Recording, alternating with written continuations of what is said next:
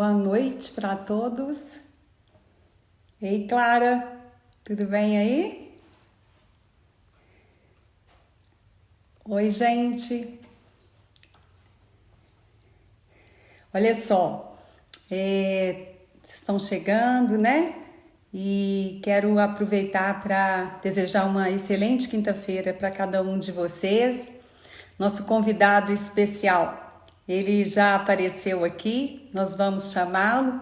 Então, a live de hoje é com o escritor e professor Rivadavia Dumont. É com muita honra que eu convido para a gente compartilhar de experiências, dos bastidores, da vida, de uma trajetória de uma pessoa que é muito querida por todos nós aqui no Brasil. Então, deixa eu chamá-lo aqui.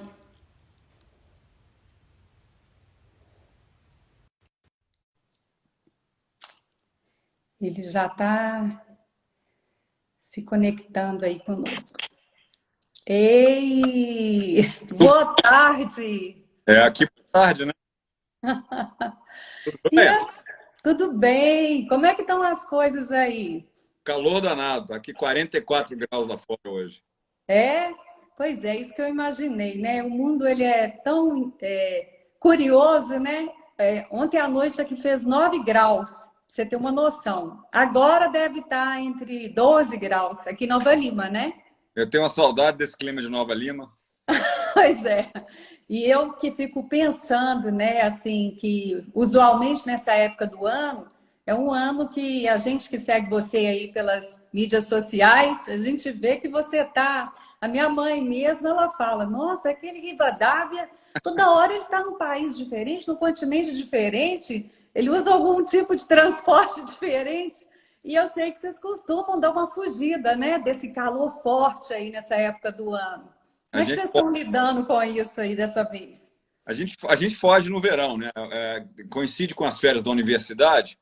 Então, eu me planejo um ano antes, compro todas as viagens, certas vezes tem um convite para dar uma aula lá em Hong Kong, tem um convite. Então, eu faço de Hong Kong a base, a gente vai viajando.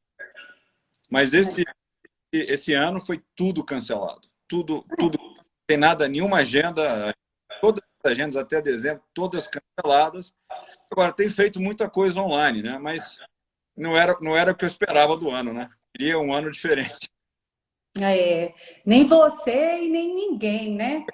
E é exatamente uma das razões que a gente está aqui hoje, porque com essa facilidade que a gente tem de se adaptar a tudo, pessoal, eu não vou assim fazer uma apresentação formal do Rivadavia, que eu acho que a gente vai usar a nossa live, né? Nós vamos estar aqui até às 20 horas e 3 minutos para degustá-lo aos poucos.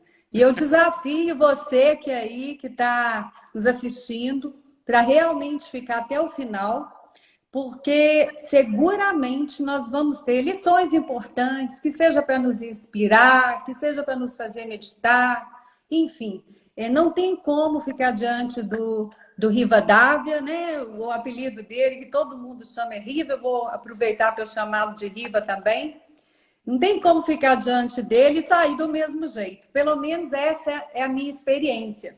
Que, inclusive, Riva, eu queria já para ir direto no assunto aí, que foi a temática da nossa live. Uhum. Eu estava assistindo há uns 7 anos uma palestra sua lá em São Paulo.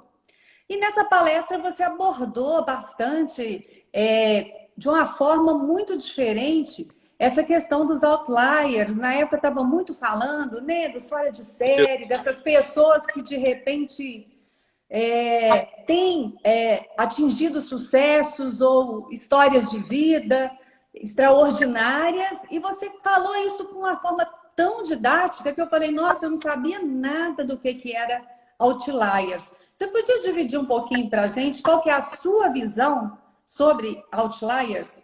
Ó, primeiro, eu discordo que você sabe que é bem a sua profissão, que você faz bem, você tem expertise nessa área de liderança, desenvolvimento de executivos e é muito talentosa. Mas o que eu falava naquela época era o seguinte: sempre que eu conversava com jovens, com executivos, todos tinham essa ideia de ser de série, né? Então eu perguntava, mas o que é o sucesso para você? E o que é ser fora de série, né? E eu via que boa parte dessa conversa muitos mitos e romances, né? Quer dizer, é como se não passasse mais tornar esse alguém fora de série sem fazer muito esforço, né? Você deve lembrar daquele pessoal que fala assim, eu não... Ô, Riva, só um minuto. Pessoal, eu tô sentindo que o Riva a voz dele tá falhando um pouco. Para vocês aí, tá falhando um pouco também? Ou tá dando para vocês ouvirem ele bem? Deixa eu só dar um feedback. Clara, você tá ouvindo o Riva sem cortar a voz dele? Posso colocar um fone aqui se ajudar. Não, agora já voltou, 100% para mim. Tá falando que tá picotando um pouco. Vamos tentar. Tá falhando, sim. A minha voz tá falhando ou é só a do Riva? Estou te ouvindo perfeitamente. Então a sua tá picotando um pouquinho. Então vamos lá. Acho que agora dá para falar. Melhorou um pouquinho? Melhorou total. Ótimo. Então o que eu estava dizendo era isso, né? Então eu perguntava o que era sucesso, como é que você... O que são os indicadores, o que são as métricas para sucesso, como é que chega lá. E eu via que as pessoas tinham muito essa ideia de alguma coisa mágica, alguma coisa que eu vou resolver em muito pouco tempo. E eu sempre dei esse exemplo, eu até gravei isso para um vídeo que eu fiz institucional para o HSBC, aquelas pessoas que falam assim, olha, eu não falo inglês bem, né? Mas eu vou para os Estados Unidos ficar 6 meses e vou voltar falando fluente. Errado, não vai. O que você vai fazer é aprender a se comunicar no básico, né? Ir à farmácia, ir ao supermercado, resolver problemas muito básicos, mas você não vai resolver o problema da comunicação profissional, né? Então, assim, a mensagem não tem atalho na vida. Então, o conceito de outliers ficou muito famoso com aquele jornalista canadense chamado Malcolm Gladwell. Ele fez um livro, né?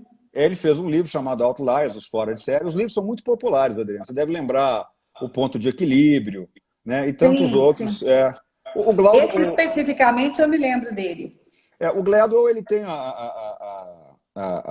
eu acho que a expertise dele, ele é um jornalista, né? Ele não é um pesquisador. Ele captura temas interessantes na academia, na ciência, que passaram despercebidos do grande público. Ele é um best-seller, então, especializado em produzir. Não, ele captura coisa que ninguém prestou atenção e traduz de uma forma que todo mundo entende. Então ele falava isso no Fora de Série. E o fora de série, o que ele diz é o seguinte, o Outliers, ele diz que, olha, para você se tornar um fora de série, são no mínimo 10.000 horas técnicas fazendo aquilo, né? A origem desse trabalho não é dele, é um livro extraordinário que eu recomendo a leitura, chamado PEAK, P-E-A-K, e nesse PEAK, esses cientistas vão a fundo na ciência da expertise, né? E vão te ajudar a pensar sobre sucesso, sobre desenvolvimento pessoal, profissional, etc. Então, eu acho que, para a gente resumir esse papo do Outliers, eu acho que primeiro, você encontrar uma área que você tenha paixão. Eu acho que a primeira coisa é você encontrar uma coisa que você gosta muito. A gente está orientando muito os jovens de uma forma muito errada, né? Olha, encontre um lugar onde você ganhe dinheiro. Faça um concurso público para ter... Não, isso está errado. Quer dizer, você tem que orientá-los a falar assim, encontre o que você gosta, cara. O que você vai ter paixão. Porque se você encontrar uma coisa que você gosta, é só o começo. Daí, para se tornar um fora de série, você vai ter que passar 10.000 horas praticando, fazendo, aprendendo, vencendo os obstáculos para poder chegar lá. Então, assim, é o que eu falo com a minha filha, né? Quer dizer, temos que encontrar aquilo que ela acha, que ela gosta, que ela tem aptidão, né? E depois ajudá-la nesse processo de desenvolvimento para se tornar uma fora de série, etc. Eu não acho que os nossos filhos sejam fora de série. Né? Eu acho que todo pai que eu escuto falando do filho, né? Meu filho joga tênis, meu filho é melhor na escola, meu filho joga futebol muito bem, meu filho toca piano muito bem. Eu falei, pô, esse cara aí, o filho dele deve ser o Albert Einstein, né? Então, assim, vamos parar com isso, porque os nossos filhos não são bons em tudo, não são bons em tudo, eles vão ser bons em algumas poucas coisas, né? A gente já sabe isso da sociologia, né? Há limites à sua intelectualidade dentro dos campos que você escolheu. E aí, só depois disso é que a gente vai entender. Então, assim, é preciso saber onde é que seu filho vai bem, onde é que seu profissional vai bem, onde é que seu executivo vai bem, para ver quanto tempo a gente está falando para se tornar um outlier. O Gladwell fala em 10.000 horas, né? Eu acho que são até mais. Pois é. Isso aí que você está falando é bem interessante, porque não é por mero acaso, né, Riva, que a gente trouxe aqui você para falar um pouquinho desse tema para nós. Então, eu queria que você contasse para a gente onde foi que você, em qual campo da sua trajetória de vida que você investiu 10.000 ou mais horas de trabalho árduo e alcançou o que com isso? Se você Legal. puder voltar um pouquinho lá para o Riva ensino médio e tudo, porque, olha, quem nos assiste, nós temos fãs suas aqui, adolescentes, você sabe quem é. Olha o Werner Silveira, Werner, vai sobrar uma para você hoje aqui. O Werner tá aí com a gente. Super beijo pro Werner aí. Nossa, amado, muito amado. E aí, ó, tá, como professor, ele tá falando. Ô Werner, eu tô guardando aquela pérola pro final, você não entrega aí não, tá? E aí, Riva, e eu queria entender isso, né? Eu queria entender esse Riva do ensino médio. Nós estamos com a audiência, assim, eu já vi pessoas aqui, a dona de casa, presidente de empresa, músico, regente, adolescente, quem está estudando via home office, ensino médio, tem de tudo aqui. Tá uma delícia a nossa audiência. Conta aí pra gente. Olha, a gente quando é jovem, a gente começa a explorar as coisas e ver o que a gente quer fazer. E a gente tem sonhos também, né? Quem é que nunca sonhou ser um grande atleta? Quem nunca sonhou ser um grande artista, um grande músico, etc. E aí você vai tateando essas várias áreas. Você vai experimentando e vendo se dá pé ou não, né? Eu fui experimentando com muitas coisas, né? Eu experimentei com o esporte, né? Eu experimentei muito com a música. Tanto o esporte como a música me ajudaram muito no meu desenvolvimento pessoal, me ensinaram sobre resiliência, sobre disciplina, sobre a importância... Mas algum esporte específico? Eu joguei futebol, né? Joguei futebol, queria ser atleta profissional, sonhei um dia ser jogador de futebol. Se pudesse jogar futebol até hoje, jogaria, do tanto que eu gosto, né? Uhum. E aí você vai experimentando com uma série de coisas. Eu achei o ensino médio chatíssimo, absolutamente desinteressante. Eu não tinha nenhuma vontade de estar ali. Vejo a mesma coisa com os jovens hoje, né? Os jovens hoje, eles falam a mesma coisa. É chato, a escola é chata, a escola não se renovou para ser interessante para o jovem, né? No papo com a Roseli, eu sempre discuto, a Roseli Saião, que você acompanhou, eu falo, para que 3 anos de química? Para que 3 anos de física? Eu entendo que uma formação genérica é super importante, mas depois que você encontra ali onde o seu adolescente tem mais talento, tem mais interesse, você acaba ajudando ele a encontrar um caminho ali. Eu fui experimentando vários desses caminhos e eu tinha um bico. Sabe o bico que você faz para ganhar uma graninha quando você era adolescente? Eu comecei a dar aula para ganhar uma grana, né? Aquele conflito com meu pai, né? Meu pai, assim, é até bom falar de pai, né? Pai para mim é conflito, né? A relação dos jovens com os pais é uma relação permanente de conflito, né? Eu não gosto de falar de limite, não. Eu acho que isso é um termo para mim meio psicologismo, né? Mas é um conflito permanente, né? Meu pai nunca se propôs a ser meu melhor amigo. Eu acho isso um erro, alguém que fala que eu sou o melhor amigo do meu filho. Balela. O melhor amigo da minha filha aqui nos Estados Unidos é a Abby. Né? Ela vai falar as bobagens com a Abby, ela vai confessar as coisas para a Abby, mas não fala com a gente. Então, assim, tem meu amor incondicional? Claro que tem. Mas é conflito. Minha filha, você não estudou hoje. Minha filha, você não fez isso. Minha filha, não pode acontecer. E meu pai era a mesma coisa. Meu pai me questionava o tempo inteiro com perguntas que eu não sabia responder. Então, ele incentivou muito a minha curiosidade, do tipo, o ar é matéria? Né? A sua avó está falando aqui que se comer manga e tomar leite, você vai morrer, você acreditou. O que há de tão fatal nessa mistura que você acha que vai te matar? Então, meu pai era esse cara, né? Por que o som é menos rápido que a luz? Então, meu pai sempre incentivava, eu não tinha as respostas. Tinha uma formação, assim, de graduação? Meu pai é médico. Sim, médico. Meu pai é médico e tal. E aí, no conflito na adolescência, ele fala assim, você quer ser independente? Vai ganhar seu dinheiro. Não tem independência de jovem que não ganha dinheiro. Quando você morar aqui, as regras são as minhas, a casa é minha. E eu repito esse conceito com a minha filha. Olha, independência, minha filha, é ganhar teu dinheiro, pagar tuas contas. Faço das suas minhas palavras, eu estou aproveitando. O resto é conversa fiada. E aí, nesses conflitos com o papai, eu falei, eu preciso me virar para ganhar uma grana. E comecei a dar aula. Esse era meu bico. Então, eu dava aula de bateria, eu dava aula de inglês. Não, mas peraí, calma aí. Vamos por etapa. Para você dar aula de bateria, você tem que entender de bateria, né? Sim, eu tocava bateria já há algum tempo. Então, primeiro você já tocava, então você tocou, você foi músico, então. Aham. Fui. Então, comecei a usar as competências que eu tinha. E comecei a me interessar. Dava uma aula de inglês aqui, dava uma aula de batera ali, e foi ganhando dinheiro. E eu descobri que aquele negócio Você era lembra qual a rentável. idade que você tinha quando você começou a dar aula? Eu acho que eu tinha uns 14 anos. Nossa, foi muito cedo. 14, 15 anos, comecei. Depois eu fui para os Estados Unidos, voltei, arrumei um emprego no CCA, né, nesses conflitos com o papai. Eu vi lá no CCA, fui lá, me candidatei para a vaga. Teve algum momento que ele assim queria que você fosse médico por alguma razão ou não? Não, nunca influenciou. Falou, faz Entendi. o que você Isso aí quiser. foi tranquilo. Meu pai era um cara duro, assim, ele dizia o seguinte: você pode fazer qualquer faculdade, até você acabou o ensino médio, pode fazer qualquer faculdade, desde que a universidade, desde que as iniciais sejam UF, Universidade Federal. Não me interessa o que você vai fazer, eu só estou dizendo para você que não vou pagar. Se vira. Então eu sabia que eu tinha. Você deve ser idêntico ao seu pai, né? Eu acho que sim, né? Eu acho que você não vai. Eu acho que você não vai. O Mark Twain tem uma frase maravilhosa sobre pais, né? Ele fala que aos 13 anos ele achava o pai dele a pessoa mais ignorante do mundo. E quando Mark Twain, fez 20 anos, ele ficou impressionado com quanto que o pai dele, havia aprendido em 7 anos. O pai dele não aprendeu nada, né? Ele é que aprendeu a admirar o pai e a respeitar o pai, né? E vi que a educação teve conflito, mas foi uma educação positiva.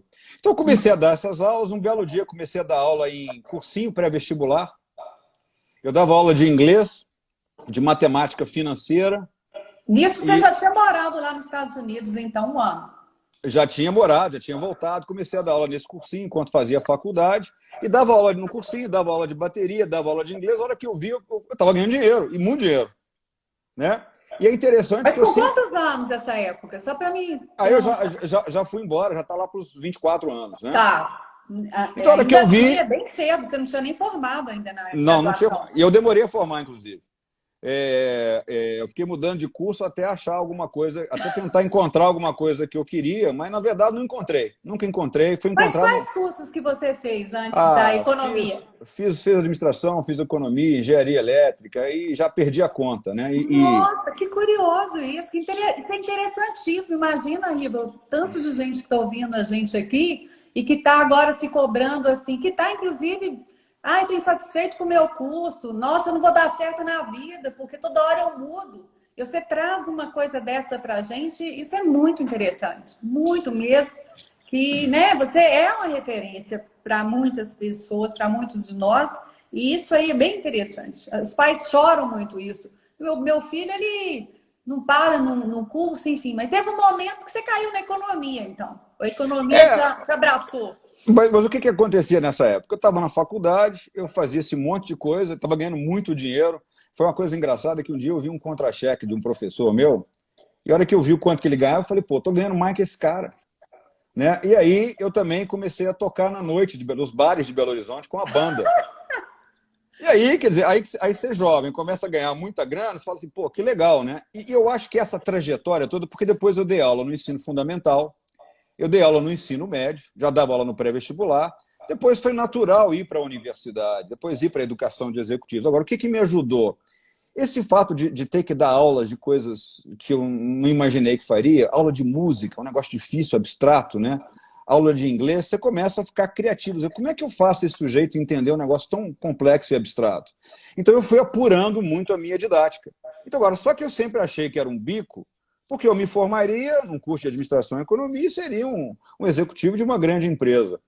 E o que aconteceu foi que esse bico, esse hobby, de alguma forma, acabou virando a minha profissão. Então, se você me perguntar hoje, o que você acha que você faz melhor? Eu acho que educação é a minha praia, né? Eu atuei como executivo, trabalhei em empresas como executivo, fui presidente, fui reitor, enfim, sou membro de conselho até hoje, mas o que eu gosto realmente é disso. Então, assim, eu me encontrei, quer dizer, eu demorei 29 anos da minha vida para descobrir onde é que estava a paixão, né? Aquilo que me fazia acordar. E eu acho que um conselho importante também é que você sabe que você está fazendo o que você gosta quando não tem dia ruim. Eu nunca, na minha vida profissional, Adriano, eu nunca saí para fazer menos do que 100%. Eu sempre fiz 100% o tempo inteiro. Então, assim, eu me lembro quando eu estava numa faculdade aqui, aí de Belo Horizonte, dando aula, que quebrou. A maior parte dos professores entrava na sala de aula, fechava a porta para descer o pau na instituição e nos gestores. Eu não, nunca acreditei nisso. Eu entrava, fechava a porta e dava a melhor aula que eu podia dar, porque eu entendia que os alunos não tinham nada com aquilo, eu não podia penalizá-los. E o que é o meu maior capital hoje que eu formei? É o capital desses ex-alunos, que até hoje me convidam para ajudá-los, para pensar a carreira, para atuar na empresa deles, para Não, hoje fazer parte eles de um estão conselho. em patamares, né, e extremamente assim surpreendente, né? Tudo isso que você traz. Teve uma pessoa aqui que falou assim: o Riva tem 100 mil horas como professor. Eu tenho, eu Vou tenho, eu mandar. tenho... E você sabe que mesmo quando que eu tinha as atividades executivas, eu nunca deixei a sala de aula. Quando eu fui reitor, e a reitoria te ocupa muito, porque eu era reitor e era também diretor executivo, né? Eu tinha um assento na mantenedora e na mantida, né? E uma reestruturação muito pesada que a gente fez na época. Mas você sabe quando é que eu, para não deixar a Fundação Dom Cabral, o MBA, eu dava aula aos domingos. Então, assim, eu nunca tive esse negócio de, eu vou. Não, final de semana eu não trabalho. Sempre trabalhei final de semana. Já perdi a conta de quantas vezes não tirei férias. Eu e a Karen, quando a gente começou a vida, começamos sem grana, sem herança, sem apartamento, sem casa. Né? É verdade. Não tinha, a Sim, gente teve que sim. construir tudo junto e tal. Então, para a gente não tinha tempo ruim. Estamos vamos comprar 100 sacos de cimento para casa. Então, beleza, cara, eu vou atuar ali tem alguém pedindo para dar aula sábado de manhã. Eu vou lá dar aula sábado de manhã. Entendeu? Então, assim, É, eu acho que quando você tem propósito, né, e encontrou a tua paixão, você vai embora. é. Isso aí que você falou é simplesmente fantástico. Teve Álvaro Albergaria aqui que falou assim que ele percebeu, não sei se alguém que te conhece, falou que o brilho no olho realmente é algo que a gente não deve perder nunca. O Álvaro Daí, é, o Álvaro é advogado da Vale e foi meu colega no ensino médio. E, então, e a gente montou um time lá que foi campeão lá, de é? futebol. O Oh, Álvaro é o de nosso. futebol! O Álvaro é o pivô do Gente, time lá. Cara bacana demais. olha. Pois é, e aí, olha só, eu fico pensando, né? Então, você é um professor, eu me lembro exatamente de uma época também, há uns 8 anos talvez, né? Que você de fato apareceu nos vários rankings internacionais aí como um dos professores mais admirados do planeta. Gente, nós estamos diante dessa pessoa. Eu acho que é uma honra, é um privilégio muito grande, né? Eu sou fã mesmo, não adianta, assumida. E porque eu entendo também que por trás de uma carreira bem sucedida assim, tem tudo esse histórico que ele está trazendo para nós. Daí, Riva, vamos embora pensar a sua cestinha, né? A sua cestinha aí de profissões. Uhum. Porque, olha só, para eu tentar citar, Riva, ontem eu fui dar uma pesquisadinha no seu LinkedIn mais uma vez. Eu achei um currículo seu lá que eu li. Riva, 16 páginas. Gente, 16 páginas o currículo do Rivadavia Drummond. Detalhe, zero encher linguiça. Tudo informação de altíssima relevância. Publicação, cases, tá lá, é público. Quem quiser faz o download.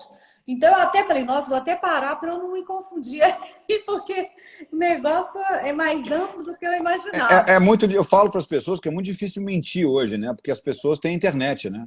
Então, se você É, falou que fez alguma coisa e não fez, você vai descobrir rapidamente, né, que não é verdade. Aqui nos Estados Unidos, eu entro para falar para executivos, um dia eu falei para Price, me apresentaram, a primeira coisa que os caras fazem é Google. Vamos ver se esse cara aí, o que falar, ele realmente é. Né? Então, é até um alerta para os executivos. Cuidado com o que você escreve lá.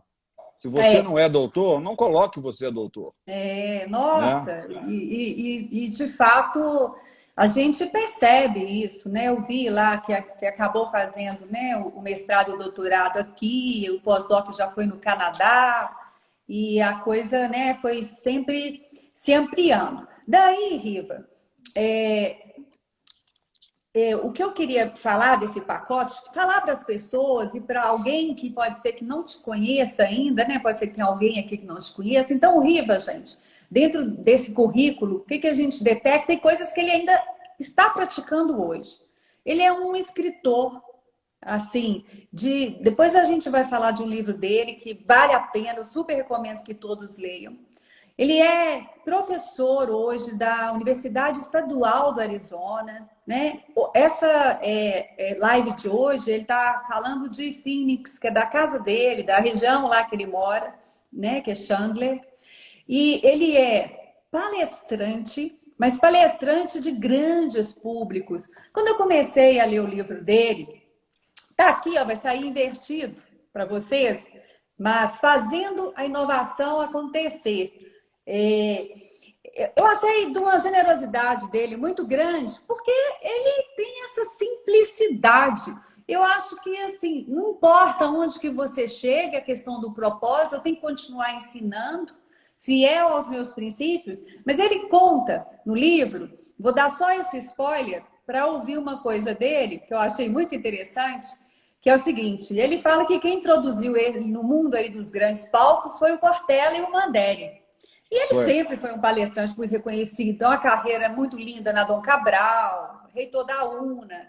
E, né, então, atualmente, eu queria falar das profissões atuais dele, né, que é escritor, professor, palestrante, tem a própria empresa, conselheiro de empresa, treinador também, mentor de empresas e trabalha com inovação, trabalha com muitos projetos significativos. E ele fala assim que até a embocadura para dar uma palestra de um porte maior, quem ensinou ele foi o Mandelli e o Cortella. Na hora que eu estava lendo isso, eu falei, gente, o que é esse trem de embocadura? Ô, Riva, o que é isso? Me conta aí, explica pra gente. A gente que está muito acostumado com a academia, você está acostumado a falar uma linguagem específica, né? A gente, por exemplo, quando treina executivos, né? Eu trabalhei com várias dessas turmas, com IBM, Votorantim, você faz 8 horas de aula. Então, a sua boca, sua embocadura, o seu preparo é para falar 8 horas. Quando você vai fazer uma palestra, você descobre, opa, isso aqui não serve, né? Esse PowerPoint aqui não serve, porque eu tenho que falar em 40 minutos o meu recado. Então, a minha primeira experiência foi assim, eu fui fazer uma palestra, menosprezei, era o Zé Paulo lá de Brasília, da N Produções, ele me convidou. Eu estava trabalhando com a Vale no Maranhão, do Maranhão eu fui para Brasília, cheguei lá desprezando a palestra completamente, mais uma palestra que eu vou fazer, né? Para executivo. Cheguei lá, tinha 2.000 pessoas na palestra, foi uma desgraça a palestra, um show de horrores. Aí eu comecei a pensar, o que eu estou fazendo errado? Né? E fui descobrir, a embocadura era diferente, a forma de comunicar era diferente, não faz sentido usar texto nenhum. Né? Hoje eu só uso basicamente imagens e histórias. Né? Tem que entender o que está acontecendo ali. Né? Agora, voltando àquele tema que você estava falando, você sabe que eu recebo aqui muitos telefonemas, eu converso com todo mundo que me pede um pouco do meu tempo, principalmente se foi meu aluno, ex-aluno, Riva, me ajuda a pensar um negócio, estou meio difícil de carreira e tal. Sento com o maior prazer. Quando eu faço palestra, eu fico até o final para assinar o livro de todo mundo, para tirar uma selfie, não custa nada, sabe? Você gosta de você achar que você é melhor que os outros, que você é estrela, bobagem. Vai, converse com as pessoas, escute o que elas têm a dizer. Eu acho que esse é um negócio bacana. Mas me ligaram essa semana e me perguntaram assim, eu também quero ir para os Estados Unidos, como é que faço? Quer dizer, a pessoa, eu falei, mas não entendi. Eu falei, não, se você conseguiu, eu também. O que você fez? Me dá os passos aí, que eu vou fazer a mesma coisa. Ele falou, bicho, você quer os passos básicos? É o seguinte: tem um advogado de imigração, vou te dar o telefone dele, você liga e você tem 2 oportunidades. Ou você investe $500 mil para conseguir um green card, ou você se classifica na categoria de estrangeiro com habilidade extraordinária, né? Que foi o meu caso e tal. Então, assim, o que as pessoas não conseguem, o que muitas pessoas acham é que você se torna alguém diferenciado porque Deus apontou e falou, você é o cara, porque seu DNA é melhor do que os outros. E os caras esquecem o que você fez durante 30 anos para construir onde você está hoje. Então, assim, eu digo para as pessoas, olha, eu cheguei aqui nos Estados Unidos, mas eu cansei de fazer palestra de graça no exterior, pagando a minha própria passagem e hospedagem para aprender a fazer. Quantas vezes, lá para 2005, eu me lembro aqui, eu estou vendo aqui, achei um extrato de viagem, eu fui para a África do Sul fazer uma palestra na Universidade Stellenbosch, na Cidade do Cabo, e paguei do meu bolso, quer dizer, eu me financei, eu paguei a passagem, paguei os hotéis e tal. A pessoa me falou: olha, eu queria vir, achei seu trabalho muito interessante, mas não tenho dinheiro para te trazer. Eu falei: não, beleza, fica tranquila que eu vou aproveitar e conhecer a África do Sul. Então, é isso. Você não se torna alguém diferenciado sem. Eu estou vendo aqui um grande amigo ali, o Charles Simão, grande cirurgião. O Charles é um exemplo disso, é um cara que está há 30 anos fazendo, se tornando melhor. Então, você não nasceu assim, Deus não apontou o dedo para você, você não tem um DNA melhor do que ninguém. Quer dizer, você tem que encontrar alguma coisa que te faça querer acontecer e investir 10 mil horas de disciplina, de resiliência. Vai tomar porrada, vai ter gente que vai querer te derrubar. Então, vai em frente, né? Vai em frente. Né? E eu acho também, assim, para concluir esse negócio, torne-se uma pessoa interessante. É uma coisa que eu tenho falado muito para as pessoas. Torne-se uma pessoa interessante. Eu nunca tinha parado para pensar nessa frase, e eu convidei aqui a chefona da PricewaterhouseCoopers aqui no meio oeste americano para me pagar de volta um negócio que eu fiz para ela. Ela me convidou para falar num grande evento da Price aqui. Eu fui falar, falei: eu vou, você não vai me pagar, não. Eu já sei que você não vai me pagar, porque você foi para a universidade, né? Quando vai para a universidade, foi lá para o escritório do presidente, o presidente falou: Riva, você pode atender? Pô, não vou dizer não, né? Vou lá e tal. Eu falei: olha, eu vou e tal, mas você vai me pagar de volta. E ela foi falar para os meus alunos de MBA, que estão executivos aqui da Amazon, da Honeywell, da Intel. Aqui tem um prédio da Intel aqui, né? Tem uma série da Intel aqui. E aí eles perguntaram para ela por que a Price contrataria algum deles, né? Para ser um cara sênior e tal. E ela falou assim: torne-se uma pessoa interessante como é seu professor. Aí eu não estava nem prestando atenção na palestra, na hora, eu estava olhando alguma coisa no computador, falei: o que ela vai falar agora? Ela falou: ó, pessoa interessante é uma pessoa que sabe conversar de várias coisas interessantes ao mesmo tempo. Meu pai dizia, que é médico, que quem só sabe medicina, médico só sabe medicina, não sabe nada. Então aqui, você é uma pessoa interessante, você sabe conversar sobre temas diversos, você lê, você sabe discordar de forma respeitosa, você leva as pessoas a pensarem, você admite que você erra. Então, isso eu procurei aprender a vida inteira sobre temas que não estavam na minha área. Né? Eu gosto de literatura, eu gosto de música, eu gosto de uma série de coisas que não são aquilo que eu faço profissionalmente. Isso te torna uma pessoa legal, interessante, bacana e crítica, né? Muito mais crítica, né? Sem dúvida nenhuma. Nossa, essa parte da crítica, então, eu tenho até medo. Olha só, eu tenho até medo. Mas vamos que vamos. Já tomei como é que se diz, meu chá de maracujá hoje para ficar bem tranquila. Olha só, o Leal, ele deve, não sei se ele teve alguma época, o Luiz Gonzaga Leal, ele já foi diretor regional da Oi, da Telemar, da TIM. Conheço o Leal. Conheço, ele está aqui, ele falou o seguinte, que quando queria um palestrante competente, que lá eles decidiam assim: não, a gente quer um palestrante que tem que fazer a diferença nessa convenção da diretoria. Aí o pessoal, e aí ele tá assim, ó, que a turma lá falava assim: não precisa perder tempo não, gente, já vai no Riba. E o Leal tem uma história bacana, não sei se você sabe, o Leal, além de ser executivo de grandes empresas, no primeiro escalão, etc., ele fez doutorado depois, você sabia, não? Sim, sim. Então, Você assim, sabia que eu e o Leal hoje, ele inclusive, ele é associado da Dasein, presta maravilha. serviços em parceria conosco, ele também tem a própria empresa dele, e a gente trabalha sob o regime de cooperação também, a gente tem produzido coisas fantásticas. Ele é muito inspirador, assim, é uma pessoa muito generosa. Vem um conceito importante, que eu sempre insisto, que é o conceito chamado lifelong learner. Você tem que se preparar para aprender a vida inteira. Então, por exemplo, eu já fiz o que eu tinha que fazer na academia, já fiz o mestrado, já fiz o doutorado, depois um estágio que a gente chama de pós-doutorado. No Brasil, as pessoas usam pós-doutorado como título. Não é título, tá? É um estágio. Eu sou pós-doutor. Eu falo assim, ó, não existe pós-doutor. Um dia eu vi um cara... Riva, aproveitando assim o seu lado bem professor mesmo, essa audiência que está aí, eu vejo que as pessoas de fato confundem muito isso, sabe? E às vezes confundem porque não estudaram, porque não buscaram, às vezes por ignorância e às vezes por oportunismo mesmo, né? Então, assim, de uma forma rápida, qual que é a diferença, né? De um mestrado O MBA, que a pessoa, em vez de falar que é o mestrado, fala MBA em TI. Mas tá? que não é MBA, né? Não, e também... isso, calma, explica. O doutorado e o que é um PhD, né? Nossa, fulano de tal é PhD, nossa, que massa. E a gente não sabe o que é isso. Traz isso para todo mundo que está ouvindo aí de uma maneira assim realista, que é de conhecimento de causa. MBA no Brasil não é mestrado.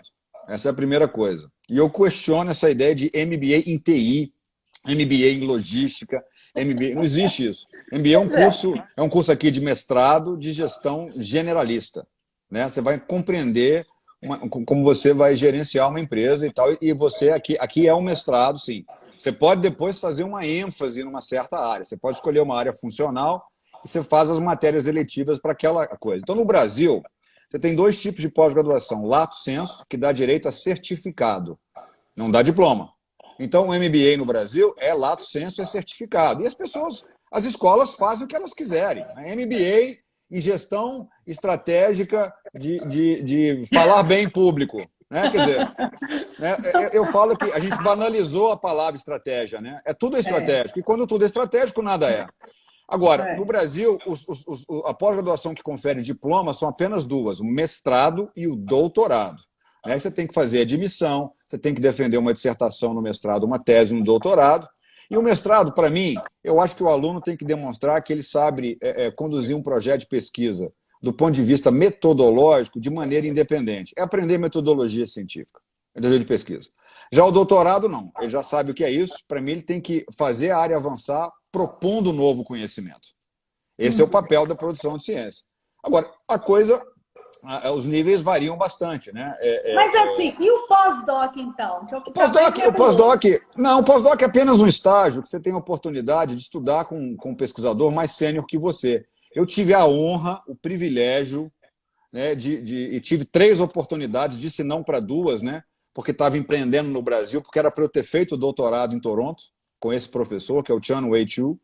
Eu falei não uma vez, falei não a segunda, falei, dancei, né? Escolhi empreender. Esse cara tem fila de gente do mundo inteiro querendo estudar com ele, perdi. Aí, quando eu defendi, ele leu um artigo que eu publiquei e falou, se você quiser vir fazer um estágio, eu topo. E eu estava na época na Dom Cabral e um presidente que eu acho espetacular, que a fundação teve, que é o Wagner Furtado Veloso, que eu tenho como um grande amigo, uma grande referência. Eu falei, Wagner, tá pintando um pós-doc aí, deixa eu fazer um estágio, que esse cara é o maior do mundo. E quando eu voltar, eu pago tudo que eu fiquei devendo.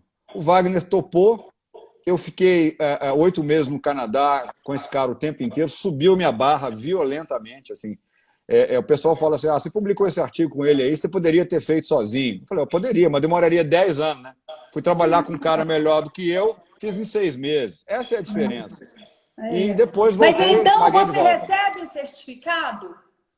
No pós-doc? Sim. O pós-doc é um certificado, eles chamam de inglês de parchment.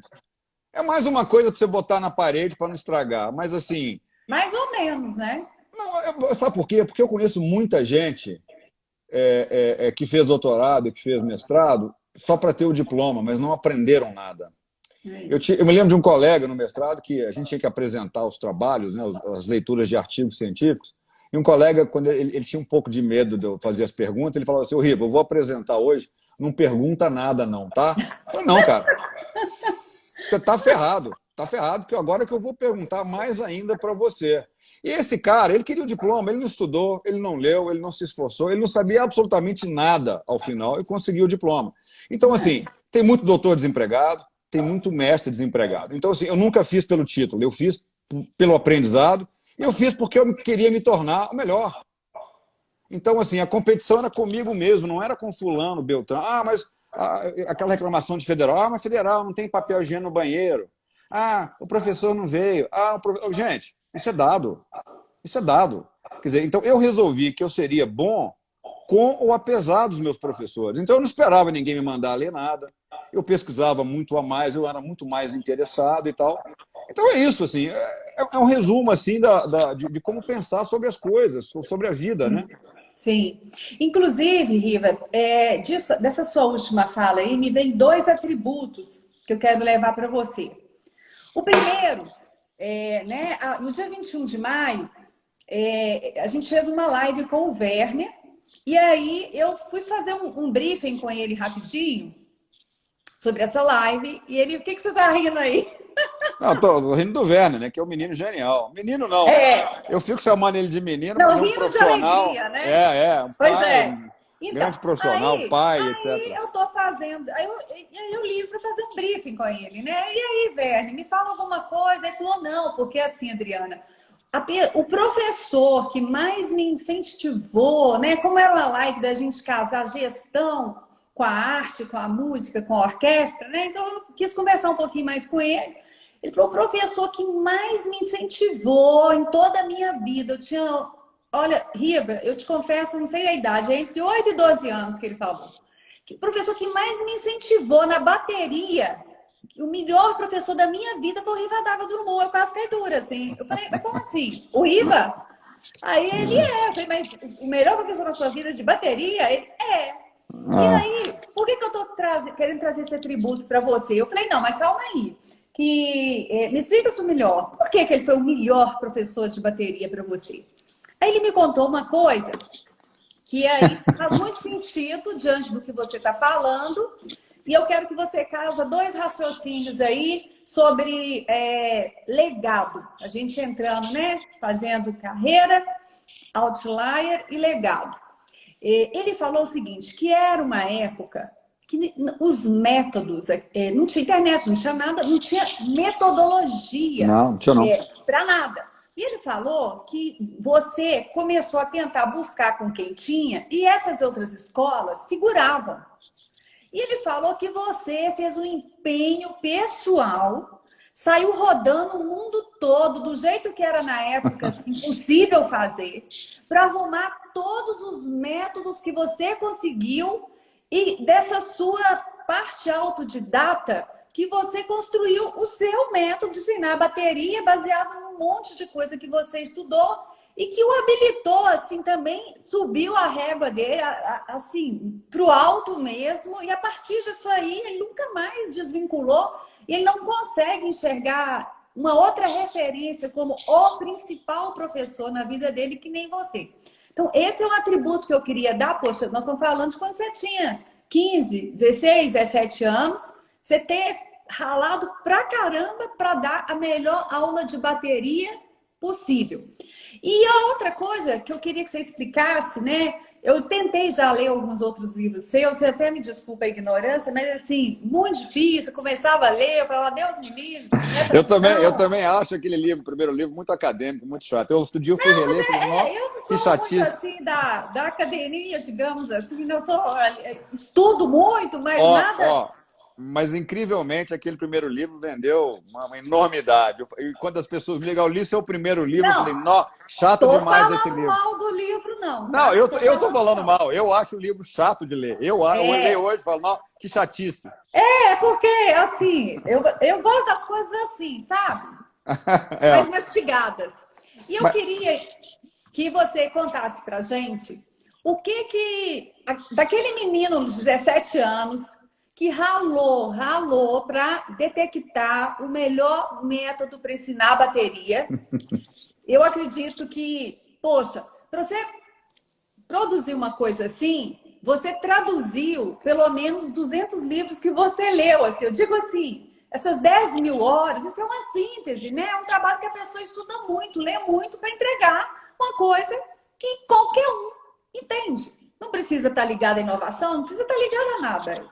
Entende, aproveita e coloca em prática. O que te inspirou a, de certa forma, fazer uma ruptura com uma linguagem um pouco inacessível ao público comum, né? Ao público comum, do atendente ao presidente? Esse livro, eu acho que ele cumpre isso. O que inspirou? O que deu no você que você falou assim, porque esse livro ele é uma mudança, acho que você tem uns 6 livros, eu não sei, depois você pode explicar melhor. Ele muda tudo. Conta pra gente o que foi a sua motivação. E do Werner também. Tá, o negócio do Werner era o seguinte, a gente era jovem na década de 90, né? Eu estava começando na década de 80, não existia material para estudar. Não tinha método de música, não tinha uma escola preparada no seu conservatório da UFMG que não se fazia música popular. E as poucas pessoas que tinham alguns manuais para estudar não compartilhavam, porque já sabiam, né? Informação é poder, não quero compartilhar. Então a gente vivia de xerox em xerox, fazia cópia de fita VHS, era assim que funcionava. Minha filha, eu falo para ela, você vive num mundo completamente diferente, você tem um professor de piano no iPad, né? A gente não tinha isso. E aí eu fiquei muito chateado com aquela coisa e falei, eu vou resolver esse negócio. Entrei, né, arrumei um catálogo e tinha lá 400 nomes de livro de bateria, eu comprei 50 pelo título. Achava o título legal, manda trazer. E desses 400 eu achei os livros interessantes e comecei a dar aula para essa moçada. E o que eu fazia? Eu queria disseminar a informação. Então, já que aqueles poucos caras não davam, eu falei assim, eu quero que no futuro tenha 500 bateristas fenomenais em BH. Dava xerox para todo mundo. Sei, infringia os direitos autorais na década de 90, mas distribuía xerox para quem pedia, para que esses caras pudessem estudar. E aí o Werner, na época, ia fazer uma prova lá, eu falei, deixa eu escrever... Isso! Aí Teve uma prova que ele aí falou. eu escrevi um livro sobre teoria, para ele poder passar na prova e tal, e usei para outros alunos. Agora, eu só queria dizer uma coisa sobre o Werner, é o seguinte, hoje eu tenho aula com o Werner, você sabe, hoje o Werner é meu professor, né? Olha foi aí, meu aluno uai. lá, eu vou, Werner, o que é isso? Como é que estuda isso? O que você está fazendo e tal? Bom, essa foi a primeira coisa. E esse livro aí, na verdade, é fruto de amadurecimento, de aprendizado. E essa provocação veio da Ida Veiga, que é a editora executiva da Planeta, falou assim, por que você não faz um livro, escreve um livro? Como você faz essa palestra tão legal que eu acabei de assistir?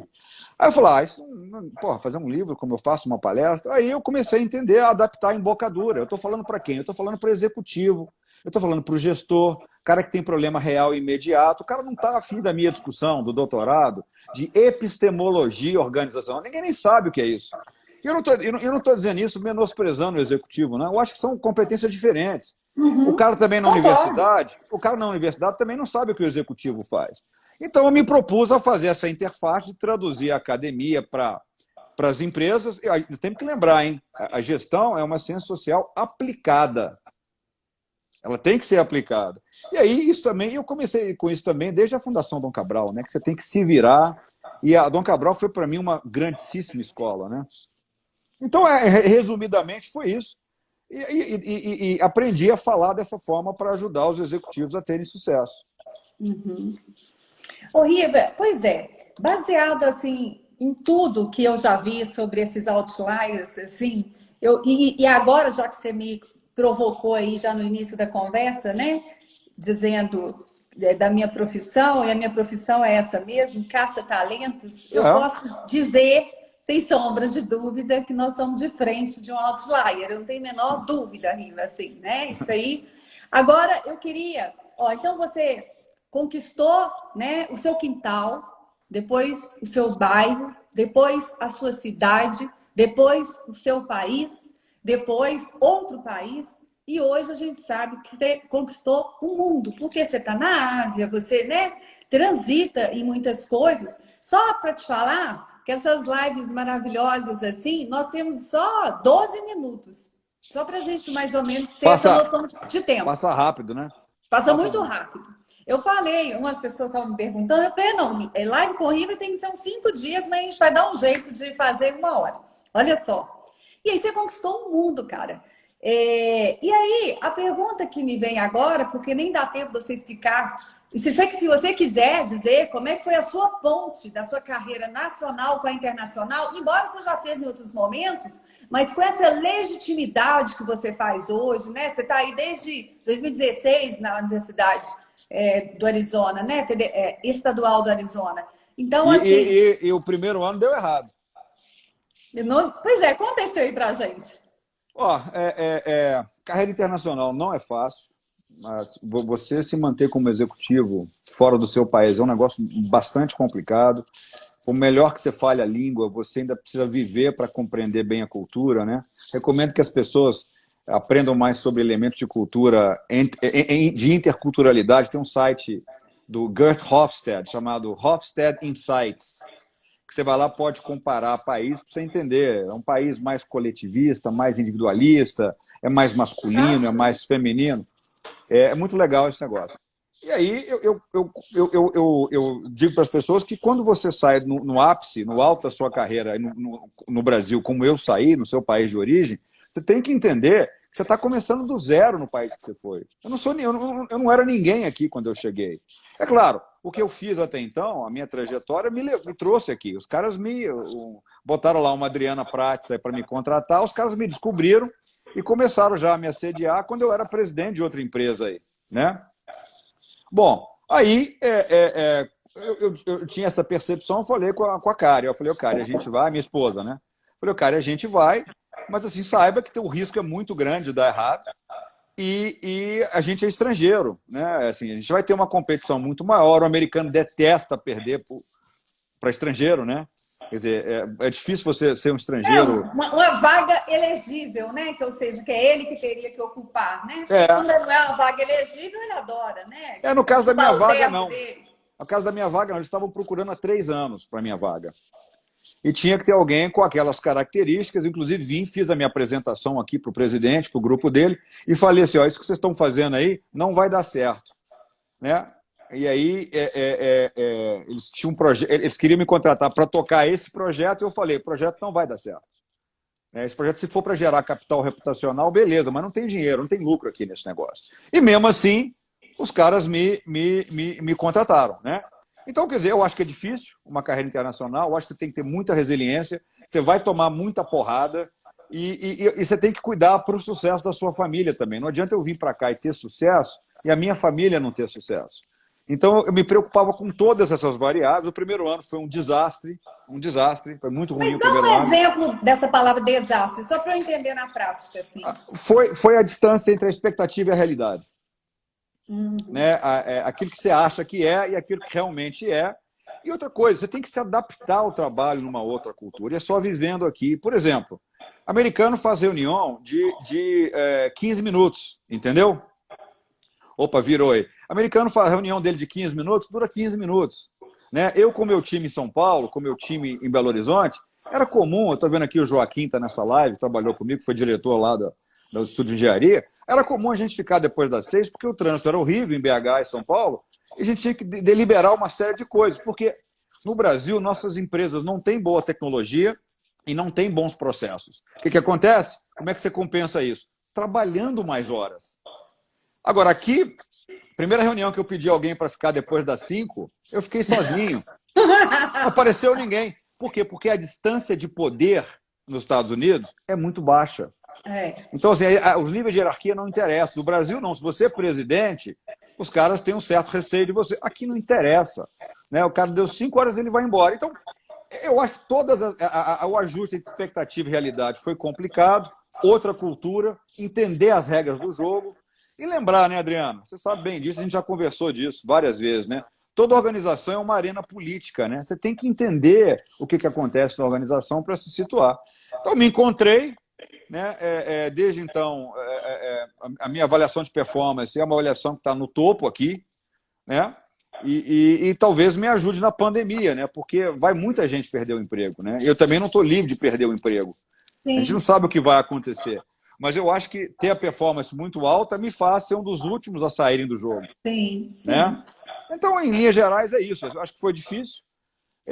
E você tem que ter sucesso profissional, mas tem que ter sucesso pessoal também. Então, sua família tem que estar bem.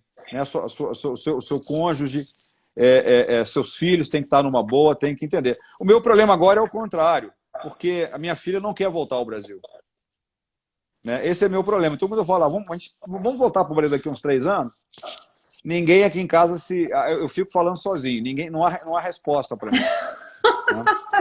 Né? E assim, e cá entre nós, minha filha é uma americanazinha, né?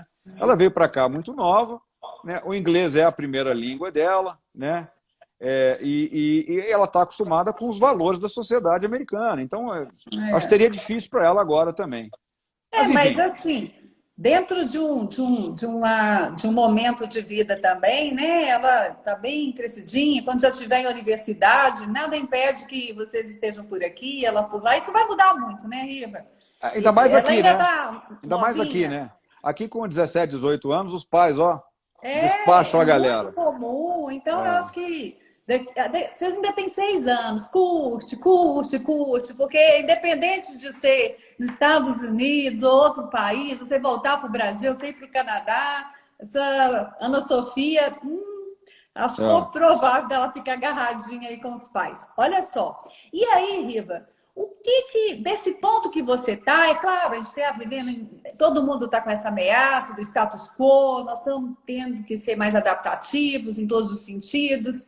Mas quais são os seus sonhos, assim? O que está por vir, né? O que é o próximo, né? What's next, assim, na sua realidade? O que você sonha mais a longo prazo, né? Porque não dá para a gente pensar muito no curto prazo agora. Olha, Adriana, eu nunca acreditei nessa coisa que vendiam para a gente nas aulas de RH da universidade, de planejamento de carreira. Eu não acredito nisso. Eu acho que você tem que estar preparado para quando várias oportunidades aparecerem, você poder abraçar. Quando eu vim para cá, eu estava preparado. Eles queriam alguém que fosse fluente em 3 idiomas, eles queriam alguém que tivesse uma experiência no mundo inteiro de educação, que tivesse experiência em sala de aula, como executivo de instituição educacional, ou seja, encontraram a pessoa. Eu não comecei naquele dia. Então, assim, eu acho que o preparo ao longo da sua vida é fundamental. Eu ainda estou aqui me divertindo muito, né? Meus ciclos são de 5 anos, eu não suporto mais do que 5 anos no mesmo lugar.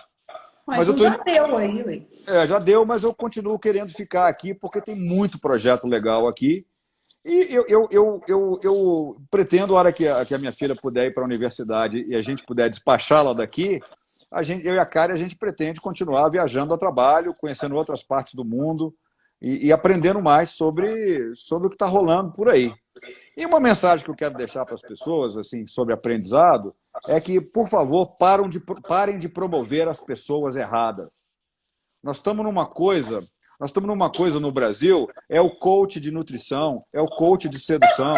Quer dizer, né, aquela coach lá que fala gente, desculpa, mas ele é muito engraçado. Não, mas é verdade. Quer dizer, eu fico lá, aquela Gabriela, não sei das quantas, coach de nutrição, que vai lá em plena pandemia, grita foda-se a vida no Instagram, tem milhões de seguidores, quer dizer, são pessoas que não se prepararam, são pessoas que não estudaram para valer. Então, assim, nós estamos promovendo as pessoas que nós não devemos promover. É o que eu estava falando, exatamente é isso. Quer dizer, você não se torna um outlier, um fora de série do dia para a noite. Nós temos que promover as pessoas que estão dedicadas a conhecer um tema em profundidade, que trabalharam a vida inteira nesse tema, e não essas subcelebridades do Instagram, do Facebook, etc. Está na hora da gente entender que não dá mais para promover isso, está na hora de acabar com esse fast food de informação. A informação que você ouve aqui acabou. Daqui a 3 minutos eu não lembro mais o que é. O que é aprendizado significativo para você? Quem é que você quer promover e quem é que você não quer promover? Né? Então, eu acho que é isso. Nós estamos promovendo as pessoas erradas e estamos deixando de promover os grandes caras do Brasil. Né? Pessoas como você que se dedicam profissionalmente a fazer o que faz, o que você faz em profundidade, com anos de experiência, tantos professores, pesquisadores, médicos, advogados, e realmente valorizar essas pessoas e não essas celebridades que você vê, essas subcelebridades que gravam videozinhos todo dia, mas se você for espremer o que essas pessoas sabem, ou currículo, ou experiência de vida, não cabe num pires de cafezinho. Né? É isso. Gente, olha, na verdade, assim, é uma palestra e tanto. Eu acho que o Riva, ele não consegue dar menos do que o máximo. Riva, a gente tem 1 minuto, eu queria aproveitar, assim, para te falar da minha alegria, da minha satisfação de você ter aceitado, né, esse convite da Dasein. Super prazer. Super prazer você, estar com a né, tá aí em vários holofotes, sempre contribuindo em várias dimensões da sua personalidade e da sua bagagem profissional, executiva, acadêmica, e como pai de família também, né? Essa pessoa que tem essa preocupação, esse carinho. Gente, a fórmula do sucesso, olha só, se a esposa não está bem, o marido não vai crescer, né? Enfim, todo esse conjunto no seu entorno. Então, eu quero, em nome da Dasein, agradecer as pessoas que estiveram aqui conosco. Nós vamos gravar essa live. Essa live, ela precisa ser degustada depois com vinho, ouvindo, porque esse recado, gente, que o Riva deixa para nós é muito forte. Vamos colocar para cima quem preparou e merece. E não os oportunistas de plantão e nem os palestrantes de palco, que pouco fazem e muito mostram. Eu quero deixar a todos vocês, nessa noite fria aqui no Brasil, meu caloroso abraço.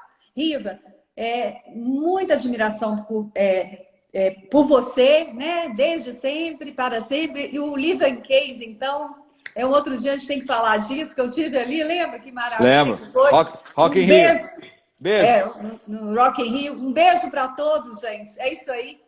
Valeu demais. Tchau, valeu.